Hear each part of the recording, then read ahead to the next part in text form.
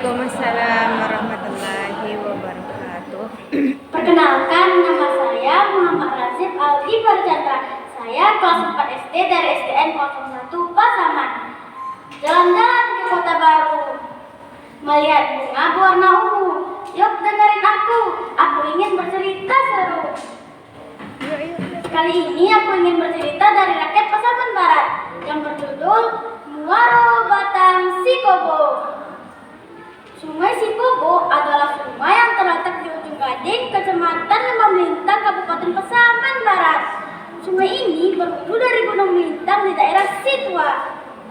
Airnya jernih, sejuk, dan mengalir tenang di bawah jembatan gantung yang peninggalan sejarah yang masih ada hingga saat ini. Sungai Sikobo sangat penting bagi masyarakat setempat. Mereka menggunakan airnya untuk mandi, mencuci, mengambil pasir dan batu, serta menangkap ikan. Banyak warga yang menggantungkan hidupnya dari hasil tangkapan ikan untuk dijual. Anak-anak pun sering bermain di aliran sungai seperti berenang, melompat ke dalam air dengan penuh tawa dan keceriaan. Dahulu sungai ini bermuara di Lorong Sikobo, Kecamatan Kota Balingka. Namun kini muaranya berpindah ke Air Banyes, Kecamatan Sungai Peremas.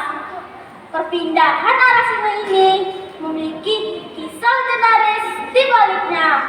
Alkisah, dahulu kala kelompok penduduk dari Gunung Batu Tinggi pindah ke Pancuran karena dilanda wabah penyakit. Kemudian mereka menetap di daerah Sikobo. Mereka hidup rukun, saling membantu, bergotong royong, baik dalam bertani, menangkap ikan, hingga membangun rumah. Suatu hari, dari kejauhan, tampaklah sebuah kapal besar ingin merapat ke tepi pantai. Seorang pemuda berseru, "Oi, uyang kampung! Loi kampung udang tiba! Uyang kampung! Malah ke tepi loi!" Para penduduk pun berlarian menuju pantai dan bersembunyi di balik semak-semak. Tak lama kemudian kapal pun merapat ke tepi pantai, dan dari dalamnya keluarlah seorang lelaki tua yang bernama Raju Bajangui Ome.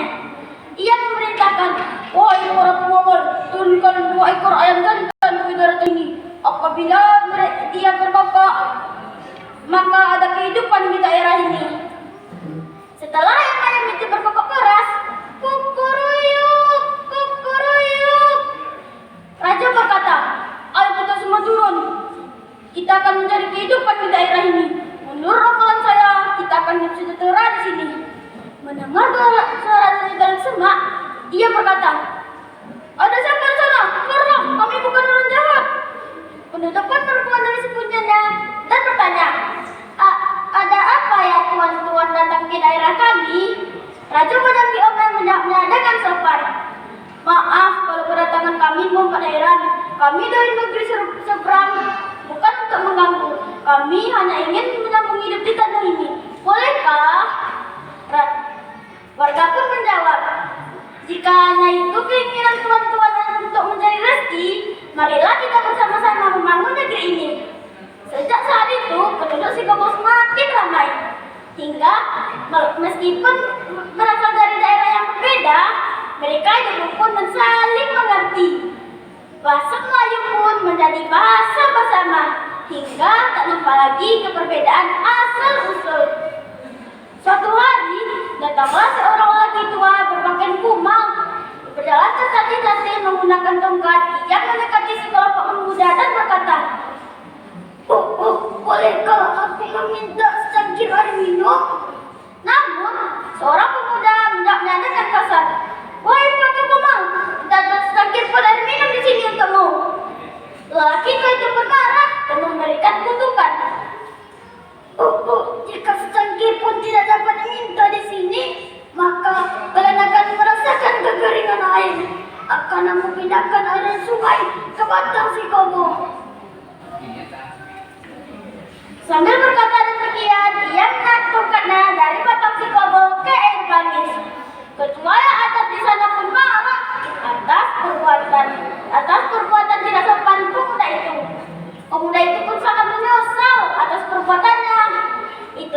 bersayap dari Muara Batam, Sikobo. Adanya pesan moral dari cerita ini adalah teman-teman, kita tidak boleh berucap kasar kepada tamu dan menghindari sikap sombong. Perubahan alam